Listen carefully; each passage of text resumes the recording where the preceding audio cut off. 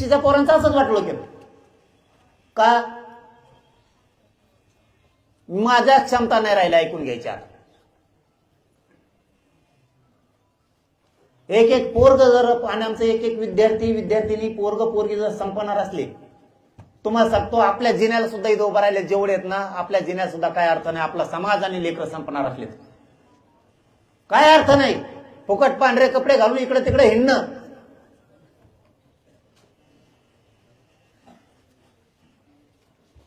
एक दोन अंगठे हातात घालणं आणि हिंडणं, काही त्या फुगीरपणात उपयोग नाही तुमच्या. तुमचं लेकरू जर वन भटकायला लागले नोकरीसाठी आणि भिकाऱ्यासारखं 4 जणांच्या दारात जर उभं राहणार असलं तर मराठ्यांना तुमच्या कष्टाला काय चीज नाही. तुम्हाला कोण फसवतं हे शोधला पाहिजे तुम्ही. भला आपला पक्ष असला तर चुकीला चुकत म्हणायचं शिका जातीनं. जी जात असं शिकली चुकीला चूक म्हणायची ती जात सुधारली.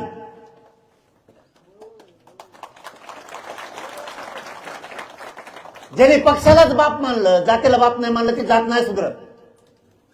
तुम्ही नेत्याच्याच पोरं मोठे झाले पाहिजे ही जर भूमिका घेतली तर तुमचे लेकरं कायमचे बरबाद होणार आहेत. तुमची जात केव्हा मोठी नाही होणार.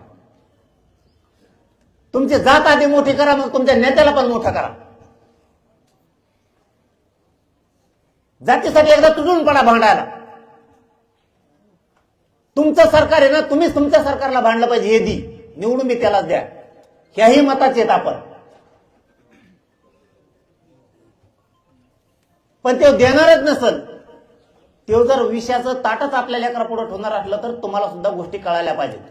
व्हॅलिडिटीसाठी एका व्हॅलिडिटीसाठी फोन करावा लागतो 50 वेळेस. का रे बाबा फडणवीस साहेब आमच्या नोंदी असून आम्हाला कसं काय प्रमाणपत्र नाही? आम्हाला व्हॅलिडिटी कोणत्या ओबीसीची व्हॅलिडिटी केली फडणवीस साहेब तुम्ही आतापर्यंत? वंशावळच जुळा ना, महसुली पुरावाच नाही, कुठं वावरच नाही. आता मला सांगा, एखाद्याची नोंद निघाली त्याच्या जन्म मृत्यू त्याच्यावर, किंवा शांत उभा राहा, समाजला महत्वाचा आहे. तुम्ही मी मला काही किंमत नाही, तुम्हाला नाही मला नाही. एखाद्याची नोंद निघाली जन्म मृत्यू त्याच्यावर, काही काही बैल ऐकायला गेले, बैलाच्या दाखल्यावर कुणाची कशावर कुणबी आहे, ज्याची नोंद सापडली ना त्याला म्हणते महसुली पुरावा द्या. त्याला वावरच नाही, त्याची काय चूक आहे? काय राव फडणवीस साहेब, मराठ्यांनाच का फक्त नियम? आणि ज्या जातीत आरक्षणात बसत नाहीत त्यांना पोट जाती आणि उपजाती म्हणून तुम्ही आरक्षणात घातल्या. किती हो तुझ्या भाव, किती टार्गेट करून मारणार रे मराठ्यांचे समाजाचे पोरं? जो समुदाय कधीच आरक्षणात बसू शकत नाही त्यांना तुम्ही पोट जाती उपजाती म्हणून आरक्षणात घातलं. आणि आम्हाला विचारता तो महसुली पुरावा द्या. आता वावरच नाही तुम्ही, त्या 4-5 चक्कर घेऊन लगेच महसुली पुरावा दाखवतो. मस्त पैसे फडणवीस साहेब जाऊन काढा जरा बाहेर, गजत येईल ते. ज्याच्या मराठ्याला वावर ते वावर तरी घेते. काय त्या पैशाचा उपयोग होऊ द्या काही तुमच्या थोडंफार, येऊन द्या गोरगरिबाच्या कामाला. मराठी तरी म्हणते ना आम्हाला 2-3 एकर वावर घेऊन दिलं. नाही ते तसंच व्हायचे जायचे असे कुजून पैसे. एका खेड्यात झालं बघा तसं. एक माणूस लय चिंबूस होता, चिकट, लय पैशावर होतं पण चिकट होतं, कोणाला देतच नव्हतं, नुसते पैसे जमा ठेवायचं. पण पैसे चोर नेईन म्हणून गंजीत लपून ठेवले. गंज कळत तुम्हाला, बाजारीचे कडब्याचे गंजीत लपून ठेवले. उन्हाळ्यात गंजच पेटली. तो पाणी टाका म्हणतच नव्हता, तो फक्त म्हणायचा पलीकडे कोपऱ्यातून वडा. पलीकडे कोपऱ्यात काय वडा लोकांना कळा ना, यालाच नाही होतं पैसे येतील. आणि त्याच्या नशिबाने नेमके अर्धेच पैसे जळले, अर्धेच राहिले. आणि नुसतं असं म्हणायचा, येड लागलं त्याला ते पैसे घेऊन हातात, कारण अर्धे जळले कामाला येणार. तसं फडणवीस साहेब घ्याव दे तुमचे पैसे कामाला गरीबाच्या, गंजी गुंजी ठुले असले तर. गरीबाच्या लेकराला तुम्ही पुरावे मागायला लागले. काय ते पुरावे त्यात जाऊ? लोकांच्या नोंदी नाहीत आमच्यावर, नोंदी आहेत. काही काही जागेवर काय झालंय,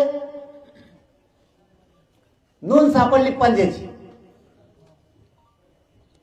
थोडं पुढं आलं लगेच त्याचा नातू लागतो वंशवळी. नातवाला जमिनीत न राहिली ते म्हणते तो आम्ही सोलापूरवादी. त्यांनी ही केली. म्हणजे यांच्या थोडक्यात ही केवाय सारखं आहे. केवाय करा म्हणतात ना शेतकऱ्याचे आता, हा केवायसी करा म्हणतात. तशी सिस्टम आहे ही आरक्षणात बी आपल्या. ही केवायसी आमच्याकडे पोरग आलंय का रे? नाही का? उदाहरण म्हणून सांगतो, आरक्षणाला चिटकून उदाहरण आहे. 10-5 जण जमले शहाणे पारावर रस्त्यात बघायचं. चांगलं सुखात चाललं होतं. 2-3 एकर वावर घेतलं होतं. ऊस पीस लावला. 4-2 नमुने भेटले. ते म्हणले मुकादम होय, लय मजा आहे त्याच्यात. चांगलं सुखाने चाललं होतं. 26 टायर केले त्याने बैलगाड्या. 26 बैलगाड्या. फडणवीस साहेब खरं आहे. तुम्हाला परत खोटं वाटत, तुम्हाला वाटत मलाच वाजित, तुम्हाला नाही वाजित. तुम्ही मराठ्याला द्या, हेच मराठी तुम्हाला डोक्यावर घेते. हे पण फडणवीस साहेब लक्षात ठेवा. त्यांनी काय केलं? थांब रे बाबा, 7चे दाखवून दोघं मी पुढं माग सरकत नाही. मी त्यांनी काय केलं? 4-5 जणांच्या मित्राचं ऐकून मुकादम झाला. 26 त्यांनी टायर लावले. पण त्या टायरावर काय सिस्टम असते माहितीये का? त्याला ते जीएसटीचे पैसे भरावे लागते. ज्या जवळावर 3 एकर जीएसटी भरू शकतात का गरीब? हा, पण टायरामुळं प्रत्येक टायरवर पैसे आले असते ना लाखांनी, आणि ते आले त्याच्या खात्यावर. बघा, फडणवीस साहेब सुसूत्रता आणि पारदर्शक. फडणवीस साहेब म्हणतात पारदर्शक करा. बघा आता पारदर्शक कसं आहे. टायर कोणाचे, काय कोणाचे, पैसे आले त्याच्या खात्यावर. त्याने भरला जीएसटी, म्हणजे तो आला व्हीआयपीच्या रेंज मध्ये. त्याचं कुपनच कॅन्सल केलं.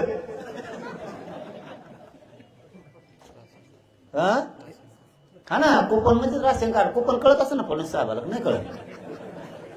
कुपन म्हणजे कुंपण, हे तार मारणे नाही. चौकून तार मारणे ते तार कुंपण म्हणतात. पण कुंपण म्हणजे आमच्याकडे खेड्यापाड्यात कुंपण म्हणतात बुवा त्याला. पण राशन दुकान बुवा. पिशी घेऊन जात होता 4-5 किलो तांदूळ आणायला. ते म्हणले तू तर जीएसटी भरतो, तुला नसतं. काय फडणवीस साहेब, काय झालं तुमचा? भिकायला लागते लोक गरीबाचे.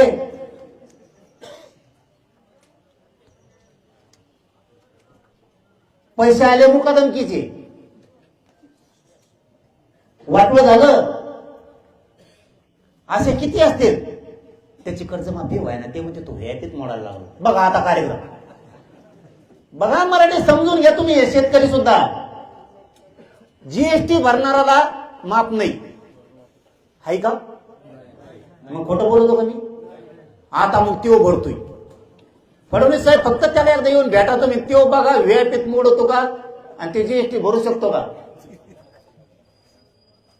कोणत्या मंत्र्यांनी या, आणि त्याला फक्त एकदा बघून जा. बरेच मंत्री त्याला बघून फाशी घेते. ते म्हणते खरंच चुकत राव आपल्याकडून, इतक्या गरीबाला आपण कर्जमाफी द्यायना. हे रिअल सांगायला मी तुम्हाला. तुमच्या एका चुकीच्या धोरणामुळे शेतकऱ्याला आत्महत्या करायची वेळ आहे. कर्जमाफीत बसा नाही. मंत्र्यापेक्षा जास्त ते बँकेचे मॅनेजर शाणे. जास्त शाणे तेच. रात्री माझ्याकडे शेतकरी आलते.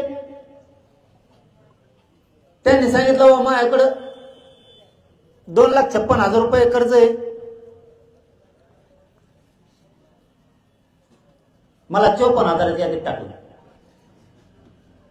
बघा सरकार. एक जणाकडे 1,33,000 आहे. ते म्हणले तू 59 मध्येच बसतो फक्त. काय मॅनेजर ते आता बोलत नाही जास्त. कशामुळं? भरणे मामा म्हणले मी मग उद्या सगळं क्लिअर करून देतो बा म्हणून. पण तुम्ही काय मीडियात बोलू नका. वर नसलेलं लफडं. तिसरंच आमच्या मागे चिटकन. आधीच आमचा फेसकूट पाडलेला म्हणे लोकांनी. त्याच्यात तुम्ही काहीतरी लक्षण सोडून देता. पुन्हा लोक आम्हाला धरते ना, हाते चाललं टाकतो डिझेल पळतो गाड्या घेऊन. तो कार्यक्रम बंद होते. आणि खरंच शेतकऱ्यांनी सरकारचे कार्यक्रम बंद करायला पाहिजेत. 2 लाख रुपये कर्ज माफ म्हणते तर 54,000 करायला वरच्या काय यांना हाणायचं का? ही रिअल परिस्थिती सांगितली मी. असंच आरक्षणाचं चाललंय. मराठ्यांच्या पोराला एसीबीसीतून ईडब्ल्यूएस मधून नोकऱ्या नाही द्यायच्या का हो फडणवीस साहेब? कशामुळे नाही द्यायच्या? मराठ्यांच्या नोंदी सापडलेल्या असून कुणबी प्रमाणपत्र कशामुळे नाही द्यायचे फडणवीस साहेब? का देत नाहीत तुम्ही त्याच्या व्हॅलिट्या का देत नाहीत? हैदराबाद गॅझेटचा तुम्ही जर GR काढलाय तर कुणबी प्रमाणपत्र का देत नाहीत? नसता आम्हाला सिद्ध करून द्या. 2-2.5 लाख जर छत्रपती संभाजीनगरला कुणबी आहे गॅझेटमध्ये तर ते गेले पुढं.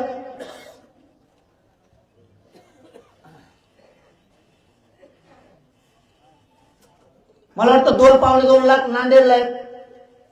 दाखवा मला कुठं गेलेत हे तर दाखवा. इथं आता सोक्ष मोक्ष होणार आहे 29 ऑगस्टला. मराठ्याने लक्षात ठेवा. फडणवीस साहेब आता तुमचा सुद्धा कस लागणार आहे मराठ्या संघ. आता समोरासमोर सांगा. आम्हाला तुमच्याशी भांडायचं नाही. उत्तर समोरासमोर मराठ्यांना द्या. हे मराठे गेले कुठं?